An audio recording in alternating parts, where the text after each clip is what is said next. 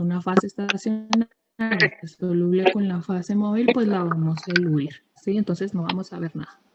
Pueden ser tanto orgánicas como inorgánicas, ¿sí? Entonces, por ejemplo, si aquí estamos hablando de que es una columna absorbente dentro de un sistema que fluye, la columna absorbente va a ser la fase estacionaria, ¿sí?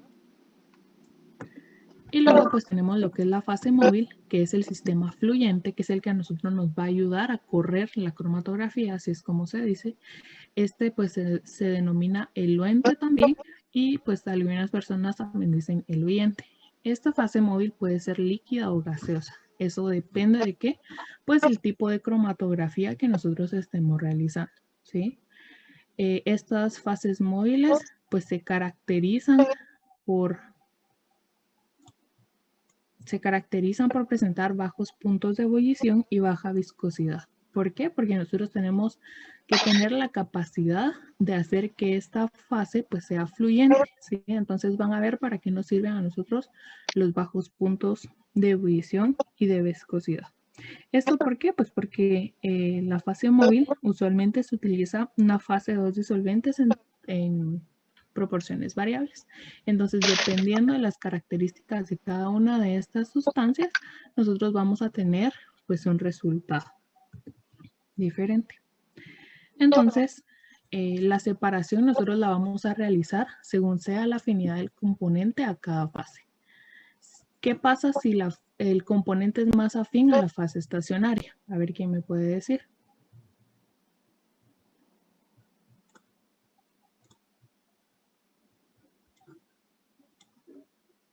¿O escojo yo?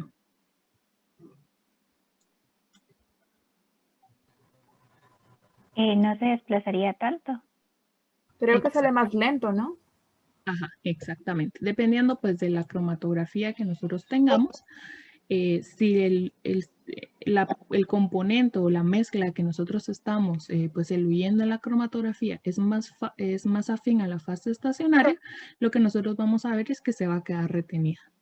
A diferencia que si es más afín pues a la fase móvil. ¿Por qué? Porque a la hora de que nosotros apliquemos la fase móvil, los componentes de la mezcla pues se van a ir moviendo con esta fase, ¿sí? Lo vamos a ir viendo en cada uno de los métodos. Entonces, pues hay varios métodos de clasificación.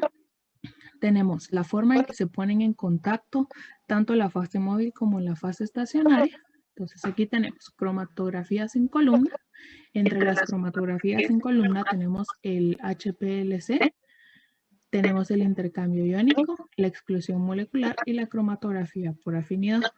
Y luego pues tenemos en la fase estacionaria también fases estacionarias planas, que puede ser papel o puede ser una capa fina, ¿sí? Entonces, dependiendo de cada uno de estos métodos que nosotros utilicemos, pues vamos a eluir o a mover los componentes o a separar los componentes de la mezcla en diferentes formas, ¿sí? Un ejemplo claro que estoy segura de que por lo menos esto sí ustedes lo lograron hacer es que yo me recuerdo que en biología general 1 uno realiza una cromatografía en papel. Si ustedes se recuerdan, cortaban un pedazo de papel filtro, sembraban con un capilar ciertas muestras, lo ponían en un frasco que tenía un solvente, esto corría por capilaridad y entonces después ya podíamos ver ciertas manchas. Entonces, estoy segura de que por lo menos una cromatografía sí han hecho. ¿Cuál es la diferencia entre un papel y una capa fina? Es que, por ejemplo, la capa fina puede ser una cromatoplaca que hay de aluminio y también hay de vidrio que tienen adherido a su superficie. Un ejemplo claro es la sílica gel, ¿sí? Entonces, son placas de vidrio o placas de aluminio, las cuales tienen un recubrimiento que es como arenoso, que es la sílica gel. Pues ya podemos colocar nuestra muestra y vamos a poder hacer la elusión, ¿sí? Todas estas que se realizan con columna son columnas de vidrio, donde van por ejemplo, la exclusión molecular o el intercambio iónico, donde nosotros tenemos un gel y ahí pues nosotros vamos a correr de diferente manera con la ayuda de la fase móvil. Y luego pues tenemos la clasificación basada en si es un líquido o es un gas, ¿sí? Si nosotros corremos estas cromatografías con algún solvente orgánico, una mezcla de solventes, o si lo hacemos por medio de un gas, ¿sí? Estas pues son equipos un poco más especializados para poder realizar cromatografías de gases. El día de hoy pues nosotros vamos a trabajar, o van a ustedes a trabajar en simuladores de cromatografías en columna, ya sea exclusión molecular o intercambio iónico, y vamos a hacer una cromatografía en capa fina, ¿sí? También vamos a ver otra que es la electroforesis, que esa pues se realiza en gel. Entonces este es un ejemplo de la cromatografía en columna, donde nosotros tenemos una columna rellena de un gel que está pues disuelto en algún solvente, como puede ser el agua. Agregamos la muestra y vamos agregando nuestra fase móvil, que puede ser algún solvente orgánico, y este pues va realizando la separación por medio de la afinidad, tanto de la fase móvil como de la fase estacionaria. Logramos hacer extracciones y estas extracciones nosotros pues ya las podemos identificar en base a otros métodos.